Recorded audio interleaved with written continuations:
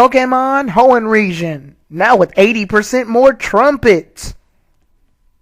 Hello everybody, Tyrone the God 3 here, and welcome to part 4 of the anime region reviews. Yeah. So in this one I'm basically talking about a region in the anime that I didn't really watch much, but I got to catch back up on it thanks to the Pokemon Channel app on my tablet. This is the Hoenn region, the region that was based around the games Ruby, Sapphire, and Emerald, obviously, where Ash continues his journey in from the Hoenn region. Now, fun fact, the Pokemon franchise was actually supposed to end after the Kanto and Johto regions, where Ash, Misty, and Brock all went their separate ways, but due to popular demand, Pokemon made a huge comeback and ended up coming in for the third season. Now, I actually have quite of a weird past with the Hoenn region, because at the Hoenn region, Pokemon was starting to get to the point where in my area, you were pretty much considered a child if you still paid attention to Pokemon. If you still, and even to this day, it's still the case, but I've grown more tolerant of who I am, and I've more or less ignored what other people thought. So, yeah, because I was really insecure as a kid, so I did sort of drift away from Pokemon at this point in the anime, but occasionally I will stop to watch Ash every now and then to see how he was doing, as far as the anime-wise. And then I went to go watch these episodes again, using the Pokemon channel that was on on my tablet. So with this said, it was the Hoenn region, the region where a lot of things pretty much went down. Like I said, the Johto region was supposed to technically be the end of the original Pokemon series. But then, when they had to introduce the Hoenn region Pokemon, obviously Ash wanted to discover what the Hoenn region was. And because of this, we ended up getting him traveling here. But the story doesn't really start with Ash. It starts with a new traveling companion.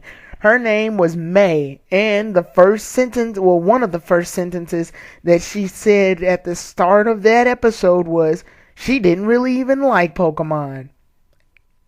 And then the episode started, and I was like, what? And to this day, I will still argue that May is my favorite female companion character ever. I know Insane Game Freak made a female traveling companions video where you have to vote, but I'm gonna pretty much do all of my gushing over May during this season, during this part of my anime region reviews right now, because since May was the new one introduced, and so was Max, but he's Max. May was a character that finally did what I wanted Pokemon to do for a while, and that's give another character the spotlight. I have no problem with Ash being the main character still.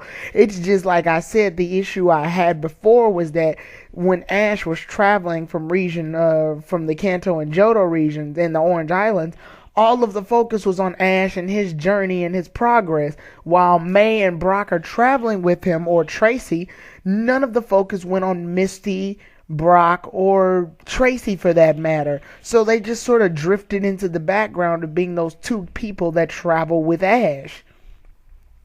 They finally decided to add a character in and mix things up. And not just giving May the same journey as Ash, they decided to give her a completely different career as a Pokemon coordinator. For those of you all who don't know, a Pokemon coordinator is a person who uses Pokemon in different ways other than battle. They use them in a way in order to show off their moves, show their flair, show how cool, beautiful, cute, or tough, or smart a move can be, and combines these moves with other moves and tactics so that it can create a more glamour to what an attack is. For example, Torchic could use Ember and then combine Ember with Peck.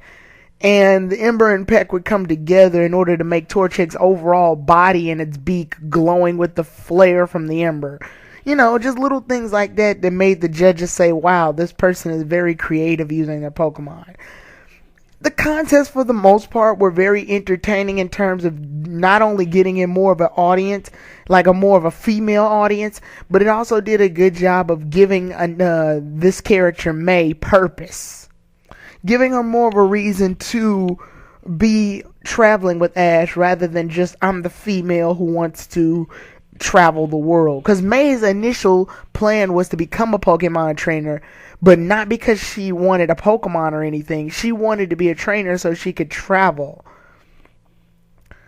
And then later on, when Ash showed her, and this was a big step for Ash too, because when Ash was introduced to May, Ash pretty much taught May the basics of Pokemon, which really showed some growth on Ash's part, because in the Gotta Catch 'Em All series, he was a rookie himself, and now he's telling other people, rookies, how to train and raise their Pokemon.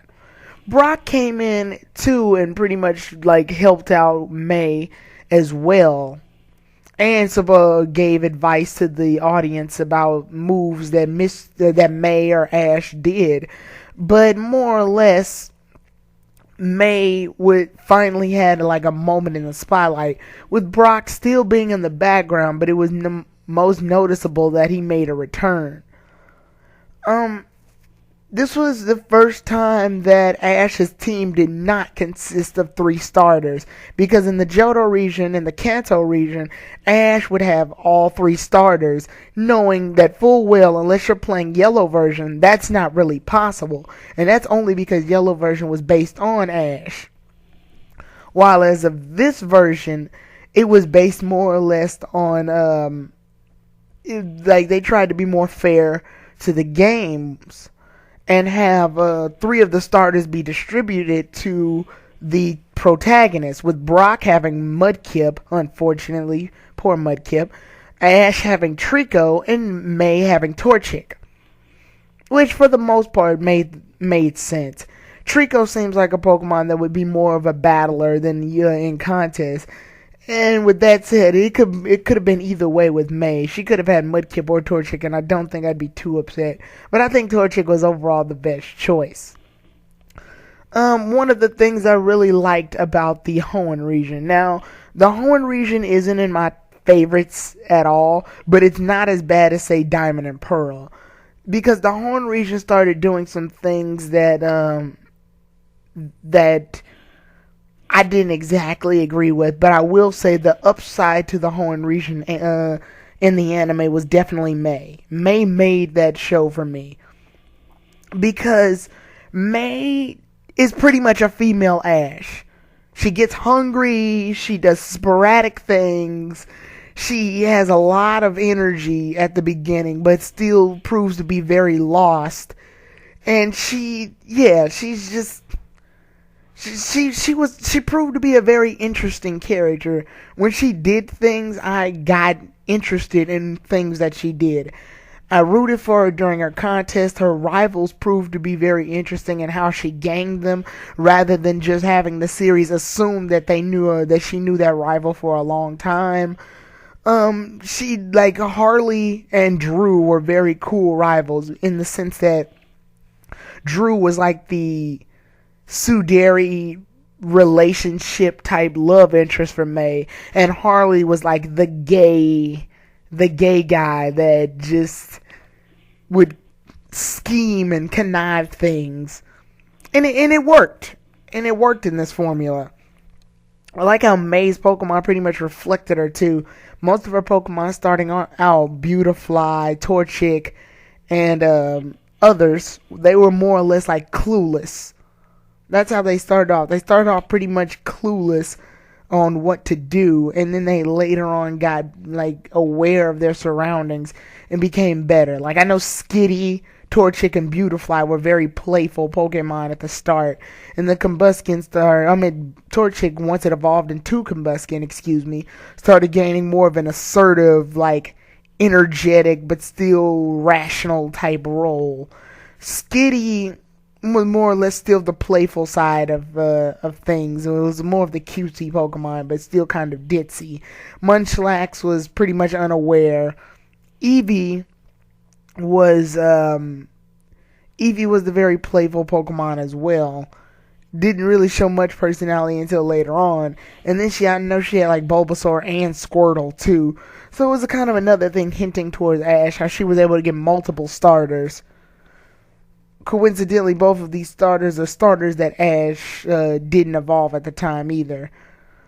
Until I believe Squirtle evolved later into Wartortle, and I think Bulbasaur freaking evolved into Venusaur. So, yeah. I might as well talk about Max too, because Max is May's brother, like little brother. Max, he was pretty much supposed to be the navigator of the team, in the sense that it's not that he had the skill to be a navigator or whatever. It's just, the guys at Devincorp gave Max the fucking PokéNav, so he decided he was gonna be the one to navigate everybody, I guess. Like, Brock could have done it. I see no reason why not. Max, I guess, was an attempt to have younger audiences be interested in the Pokemon as well, because a lot of regardless of the fact that they're 10, Ash, May, and Brock look a lot older. And that's just anime in general. A lot of anime characters, when they say they're a certain age, look like they're older. I'm looking at you, 15-year-old Ichigo. Fucking not 15. Anyway, Max, I guess, was supposed to, because Max is supposed to be 8 or 7 or whatever. And I guess he was supposed to be the thing that have kids go, hey, we can get into Pokemon too. But it seemed like Max showed off to be a negative influence on a lot of the audiences, because a lot of audience members don't try to remember Max. They don't reference Max. Max didn't do anything to like largely impact any of the episodes. I do know there have been episodes dedicated to Max, like the Ralts episode is the first one that comes to mind, where Max gets along with this Pokemon Ralts, and they befriend each other, and Max says that once he becomes a trainer, he'll come back. So I remember that. And then I know in movies, Max is usually the one that like befriends the legendary Pokemon or whatever, because, you know, he's a kid, and why not? Max proved to know a lot about Pokemon, though. Regardless of the shit that I'm giving him, he did know a lot. So while Brock gave advice on certain things in the battle, Max did as well. But the thing is, another episode I think comes to mind was when Ash beat Norman. And Norman is Max and May's father. And this is because in the Pokemon Ruby, Sapphire, and Emerald games, Norman is your father. So if you pick the girl, which the girl was May, then you would get to find out that Norman is your father. So, yeah, it works out, I guess. Speaking of which, May is the first female protagonist character in which you get to fully play in the games as well. Like, we get to use Ash in Pokemon Yellow, but it's not really Ash. It's what, like, is suspected to be Ash, because he gets the same Pokemon as Ash in the game. But May, there's no mistaking this. This is May, like the character May. Her outfit and design just look exactly the same as the animated character. So yeah, there was no mistaking that whatsoever. And I really am glad that May made an appearance in this, because this was basically the thing I was looking for, was for them to give May, like, give another character a reason to travel and battle and things. And it made the series as a whole longer, because now we don't just watch Ash go from gym to gym, and we don't just watch a bunch of filler episodes that lead up to gym. Now we get like Ash progression, gym, filler episode, May progression, Pokemon contest, filler episode, and then, you know, some Brock and Max episodes in between, filler episode, Ash and his progress. Like, yeah, it flowed more. This is also the region in which Pikachu learns Iron Tail, by the way. I'm only noting this because in the other regions, and this is just the Pokemon as a whole, a lot of the battles in Pokemon start getting better here. I say this in the sense of they actually start trying to put like actual strategy into their battles. Like in the Johto region, they did it a lot, but now the Pokemon is becoming more and more like the game with each anime region that goes on. They're trying to follow the game rules to the T, or at least, yeah, doing a better job of it. And they knew that Pikachu would be too weak if it only had electrical attacks and speedy attacks. So one of the guys suggests that Pikachu should learn Iron Tail, which would work good because Ash had to fight against Roxanne, and Roxanne has rock type Pokemon. So the wisest thing would be to have Pikachu learn to learn Iron Tail, so it can have a more wide variety of moves.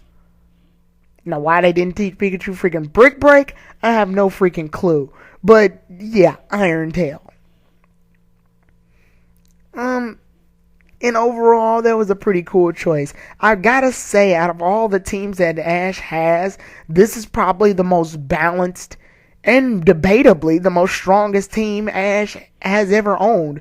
I mean, his team consisted of this. His team consisted of Pikachu, I'm gonna name their fully evolution forms. Pikachu, Sceptile, Torkoal, Swellow, Corphish, and I can't remember the sixth right now, and this is bad. Yeah, I know he had a sixth Pokemon, I just can't remember it as of right now. But yeah, it consisted of those five. And I think he would revolve around the sixth one. Like, the sixth Pokemon was always being revolved around. Because, yeah, I know he had Pikachu. I usually do it by type. Pikachu represents electric. Sceptile represents grass. Torkoal represents fire. Corphish represents water. Swellow represents flying. He had another Pokemon in between all. Oh, and he had Glalie. That's no, not Glalie. Snorunt, which later evolved into Glalie. That's what it was. It's just Ash caught Snorunt very late in the game. That's what it was. Like, I don't think Ash had had Glalie until like the damn Pokemon League. But yeah, he ends up anyway. It's his first time getting an Ice type, by the way. So yeah, kudos to that. And I also forgot to mention in the Johto region, Ash got a Donphan. I mean, not a Donphan. He got a Phanpy. He ended up like one of the daycare people gave Ash an egg, and the egg ended up hatching in a Phanpy. And the only reason I mention Phanpy now is because later on, it becomes it has a more prominent role here than in the Johto region. So anyway, yeah, this was the most balanced team that Ash had. He has a pretty good Ice type Pokemon. Glalie is actually a really good Ice type. Sceptile was pretty much one of Ash's most boss Pokemon. Swellow is definitely the fastest of Ash's flying types, and battle-wise, it proves to be more successful. And then, Torkoal, Corphish, which Corphish was pretty damn strong for not being a Crawdont. They even tackled an episode where his Corphish fought against a Crawdont. That was pretty cool. And then with Pikachu learning Iron Tail and Torkoal being about as strong as it was, Ash had a really good lineup. Really good lineup. And it worked. Giving him something other than just all starters was actually proven to be a really good thing. Because going into the Hoenn region, only seeing sneak peeks of the anime, I figured they were just going to take the same route and have Ash have all three starters like he would before. But later I learned that, he only ends up getting Trico and Trico alone, which for the most part works. Now, I guess might as well get into the history of this series as a whole. I got introduced to the Hoenn region because, like I said, I was leaving Pokemon, but I did get introduced to it in a more or less big way.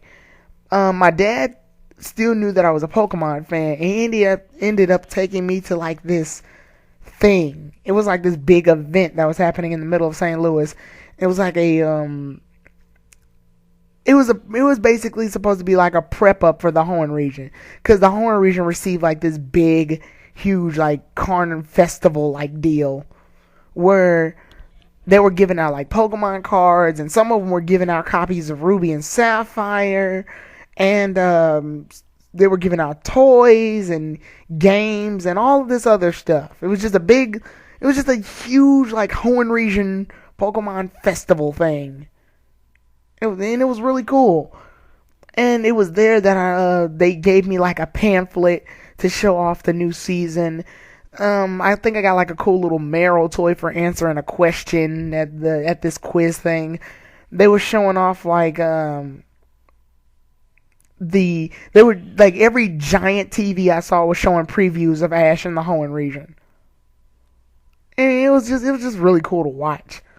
And yeah, so that's my experience with the Hoenn region. It's not even my favorite, but I will say it was the most hyped for me at the time, because I never been to like something that was that big Pokemon related, and it was, my God, it was really cool. Um, I might as well get on the downsides of what I felt were the downsides, at least of the Hoenn region. Downsides, Brock's back. I know what a lot of people are gonna think. What the hell, Tyrone? He's a nostalgic fucking character. You can't say that shit. I was sort of hoping we get a new guy, the male traveling companion, because look, we changed the female companion. Let Brock like do his goals and shit. Like we can have another male companion. I mean, and I'm not saying Max counts because he doesn't. I mean, like they were introducing all these new things, like a coordinator. They could have had like a ranger, because Pokemon Rangers was also in the game that was being released around this time too. And since rangers were being shown off in this region, they could have had one guy be a ranger. But no, they immediately botched that idea and just had Brock be the traveling companion again. So we had to deal with Brock doing Brock things, like flirting with every woman and Officer Jenny and Nurse Joy that he saw, with not Misty pulling his ear or May. Max ended up doing it. I think for the beginning May ended up doing it, but then Max went ahead and took the role. And that was interesting, I guess. It was odd. It was very odd for me. But yeah, it's like Brock has worn his character out. You could argue that Ash has worn his character out in this region too, actually. Because other than the fact that he was able to teach May some basic stuff, there were like a lot of the gym leader battles in this region didn't catch my eye as well as the Johto region. Granted, Ash did think of some pretty decent strategies for some of the gym battles, but none of them got to me as, oh wow, this was really impressive, like the Johto region did. And that's how I mostly felt about it. Like, other than the fact that his Pokemon were more interesting this time around because they were different, it was different. It was a different formula other than giving him just 3 starters. And it was actually a team that was like, can be created, with the exception of Pikachu. Because in Ruby and Sapphire, I don't think you can catch Pikachu at all. So yeah, that's how that was. I think you can, but you gotta like go to a certain area to do it. So Ash's team was more or less more reasonable to like a team you could have at video game wise, and I respect that. I really did. And I might as well explain contests, by the way, for those of you who don't know. Contests were the thing that May entered, and they were her equivalent to a gym. Instead of earning 8 badges, however, she had to earn like 5 ribbons, and her equivalent to the Pokemon League was known as the Grand Festival, which is basically this giant contest that May entered. And May actually entered 2 of these, not 1. Whereas of Ash, he enters a region at a time. But since May only needs 5 ribbons to get to the Grand Festival, they were able to snap in 2 Grand Festivals and keep, in the time they should have kept Ash active, they ended up putting him in the Battle Frontier. And while we're on that subject, I might as well explain the Battle Frontier. After Ash pretty much like defeated all of the gym leaders and entered the Pokemon League, which this Pokemon League that he entered was more or less, it was good. He made it into top 8 again, like he did in the Johto region. But the rival, the trainer he fought wasn't ridiculously strong or anything. He had a very interesting team. I know he had a Meowth with like boots. Yeah, that was weird. And he also had a rival at last minute that they threw in. I think his name was like Morrison. Yeah, Morrison or Harrison or whatever. And the dude had like a Metagross or a Metang. Yeah, he had one of the two. And Morrison was going through this like, I'm such friends with Ash, I don't know if I can battle correctly deal. Which was a thing that was tackled a little bit in the Gotta Catch 'Em All series when Ash had that quandary whether or not he should battle Richie because he was such good friends with Richie. But then he made the decision that he would battle to his 100%. And that was a lesson that Ash started teaching Morrison during the battle. And that was a good growth moment for Ash, I guess. And this was at a time where Ash was giving really good, like, monologues, I guess. I don't know if you can call them monologues, but yeah, Ash was giving monologues to left and right about, like, the care of Pokemon and stuff like that. You know, preaching. And he did that to Morrison, and it showed a sign that he was growing as a trainer. In the end, though, he made it in top 8 because he fought like the guy. I think his name was Harrison or whatever. Like I said, I don't really remember much about that, but he ended up losing and coming in top 8, which was kind of disappointing considering the fact that, yeah, I get that he has to enter another region, but when the Hoenn region ended, there was so much to do. As far as like, the Sinnoh region hadn't hit yet, and there was so much time. And Emerald version pretty much was like just coming, was out, but still relatively new. So what they ended up having to do was having Ash enter that thing that you can only enter if you're playing Pokemon Emerald, which was the Battle Frontier. Now, this is where things make a big change. So, apparently, during this time, Pokemon had moved. It was no longer on Kids WB. I think it was on, or Channel 11, or whatever have you. It moved to Cartoon Network. And the license for Pokemon got moved over from 4Kids to the Pokemon Company.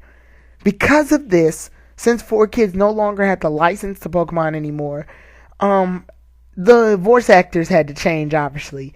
Which means that everyone had seen the horrible, horrible change of Ash Ketchum's voice going from Veronica Taylor to Sarah Natachini. Or Natachini. I'll just call her Sarah Natachini for now.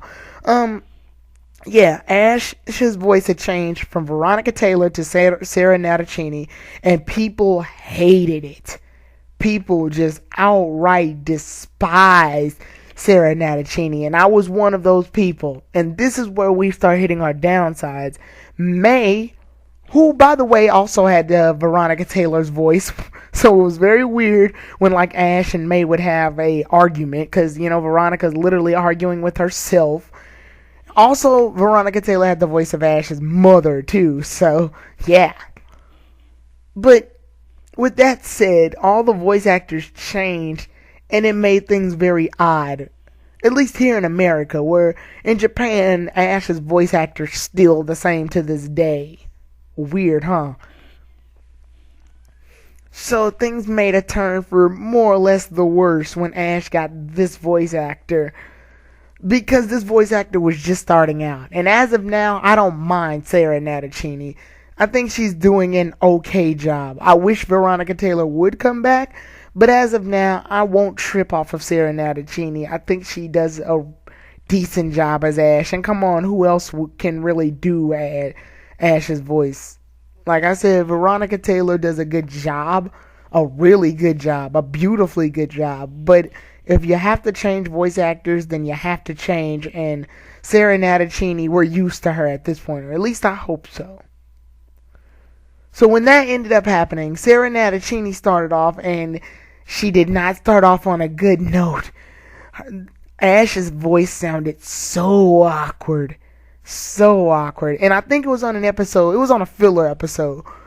As if to say, they won't fucking notice. It was on a filler episode that had to do with like Haunter and some ghost type Pokemon or whatever. And it really threw things for a loop. It really made things weird. But I should probably talk about the Battle Frontier within itself. The Battle Frontier at this point was that thing that happened post game in Pokemon Emerald, so it was very interesting to see Ash do a post video game type thing.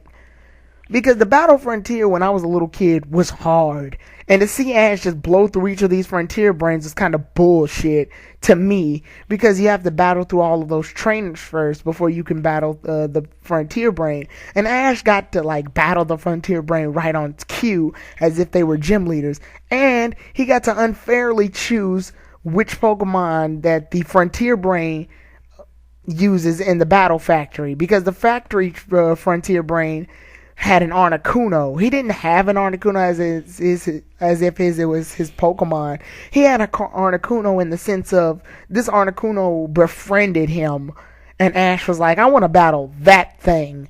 And he ended up using Charizard, who made a comeback from the Charcific Valley, and he ended up battling Articuno and ultimately ends up winning that battle, thus making a very huge moment in Ash's life where he beats a legendary. This happens again in the when he battles Brandon in the Battle Pyramid, where he ends up beating fucking Regice, Registeel, and Regirock in the Battle Pyramid with Pikachu, Bulbasaur, Squirtle, and Charizard. This is really good to note that a lot of his older Pokemon were making a comeback too. It was mostly his Kanto region Pokemon, and they were doing this because around this time Pokemon Fire Red and Leaf Green were hitting the shelves. So I was like, hey, nostalgia, here's the Kanto region. So Ash decided to use Kanto Pokemon for that one. He also used a lot of his other older Pokemon from previous regions too. He ended up using like Tauros and One. And remember that Phanpy I mentioned earlier in the video that he had in the Johto region? Well, it ended up getting stronger and evolving into Donphan, which helped him in one of his other matches. So yeah. He also ends up getting an Apom in this series too, but he catches that more or less at the last minute. And it was supposed to prep up for Diamond and Pearl later on. But yeah, that's pretty much how things went in terms of the Battle Frontier. There were a lot of interesting Frontier Brains, and it was cool to see how the Frontier Brains act, outside of video game. I do remember that one female Frontier Brain had a love interest for Brock. Like, Brock was hitting on her, and she kept blushing, and she actually liked Brock. So that was a thing. And then I know another female Frontier Brain who had the ability to use telekinesis to talk to her Pokemon through their minds. I know she had a love interest for Ash, which was weird too. So it was like, wow, Ash and Brock are like spitting game to these Frontier Brains, I guess. Like, yeah, the female Frontier Brains liked the male protagonist. I thought it was kind of odd. The Battle Frontier happened not in the Hoenn region, although once you round this out, this was around the time of the Hoenn region. The Battle Frontier happened in the Kanto region of the anime. It's just, and because of that, Ash was able to run into like very familiar elements if you've watched the series before, obviously.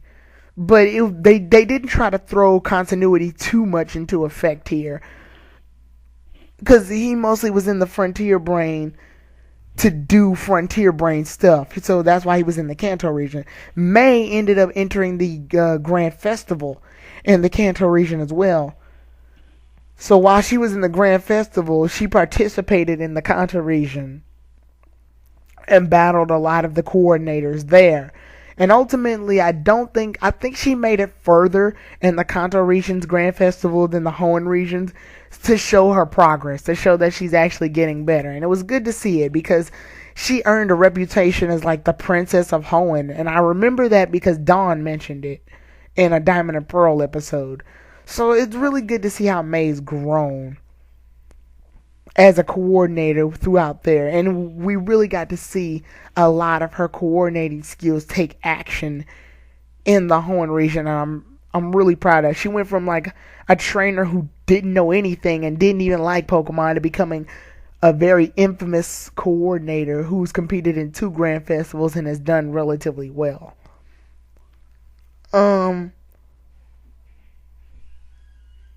What was one thing I wanted to mention? Growth of characters, like I said, we didn't get much out of Brock throughout most of the series. I do know his team started to have less of a focus on rock types. So instead of him having like all rock Pokemon, I think the only Pokemon he had that was like relatively rock was Fortress. And I think that was Bug and Steel, to be perfectly honest. So yeah, I don't think his team consisted of any rock types at this point. His team consisted of Lotad, which was water and grass, which later evolved into Lombre, and I don't know if it evolved into Ludicolo. Then he ended up having Mudkip on the team, which later evolves into Marshtomp, which was a water and ground type. And I think later on he got Bonsly. I don't know if he got Bonsly here or in Diamond and Pearl. Like, someone will have to correct me on that one. And then I know later on he got he had Fortress, Mudkip, and Lotad. Because Brock wasn't doing any battling at this point. I do know he had a contest pass and he was able to enter contests. And Ash had a contest pass and was entering contests as well. And I remember Ash doing relatively well in some of the contests that he entered. But he would enter them for like fun, and he had no real intention on winning a ribbon. Because this was May's contest. Like, let's be this was mostly May's character development, and Ash would just enter because he had the ability to. So I didn't expect Brock or Ash to get very far in contests. And on that note, there's one thing to note: Team Rocket. Team Rocket has become annoying at this point. Team Rocket, not only has their voices changed, but they've come up with very bad schemes in order to take Pikachu away. The formula has worn its ass out. They do really dumb like rhymes, like words that shouldn't rhyme do rhyme now, and it's like they've become repetitive and annoying, and it's just a mess. I should also mention that this is the first time 2-on-2 battles were introduced into the fray too, and they weren't obsessive. Like, they weren't a thing that happened all the time. They only happened a couple of times. And with that being said, I want to mention this now before we run out of time. Fucking Thunder Armor. When Ash battled Liza and Tate in their gym battle, Pikachu somehow was able to use Thunderbolt while on top of Swellow without somehow killing Swellow in the process. And Swellow was able to absorb the thunder and make a Thunder Armor. Yeah, this is bullshit. I'm not gonna, there's no way to sugarcoat that. This is real, legit bullshit. None of that made any sense. This is worse than Pikachu attacking Rhydon's horn. I'm talking worse than being able to hit the sprinklers of a gym so you can use Thunderbolt on an Onix. Bullshit. Like, this was full-fledged bullshit. There was no way this should have happened. There's no form of this that makes any sense. This was a terrible, strategy that Ash had because it made absolutely no sense. But yeah, there's my rant about that. They tried their best to have things follow the video game. Like, Pikachu's static ability finally comes into effect on some Pokemon, and they start using abilities for Pokemon now because in the previous regions, abilities didn't exist. So with abilities kicking in, it made for a much more interesting episode when a battle got really intense. Another thing to note was the one of my favorite episodes of the Hoenn region, just in general, was the episode where Ash had to battle against I can't remember his name right now, but he was basically known as the Battle Dome's Frontier Brain. I think his name was I can't remember it right now, but he battled the Battle Dome Frontier Brain, and the dude was really good at tactics, combining moves together. And it was a 2-on-2 battle with Swampert and Arcanine, combined with Ash was using Corphish and Swellow, and I gotta say, that was a good battle. Ash using combos like the double team in order to trick Arcanine and Swampert was really cool. Arcanine and Swampert using Water Pulse and Fire Blast to make this electric orange water thing, which May used in a later contest, mind you. So that was a really good strategy of hers, and she like learned from him. So you just seeing stuff like that was very interesting, and it was the one time in a battle where I rooted on both sides to win rather than just one side. This was very interesting to see. Overall, the Hoenn region was interesting and did a really good job of character development for characters other than Ash. Downside, however, obviously the voice changes when Pokemon Company got the license. Brock wasn't really necessary, neither was Max. And the series more or less dumbed down on its comedy once it got to the second half during the Frontier Brain. But other than that, I gotta say, the Hoenn region was a fun experience. Also, there was an episode where Misty made a comeback and she had to finally release Togepi, but that was a thing, and it was very emotional. But other than that, that was pretty much the Hoenn region. I dread the next one I have to do because it's Diamond and Pearl. But I will see you all then, everybody. Tyrone the God 3 out.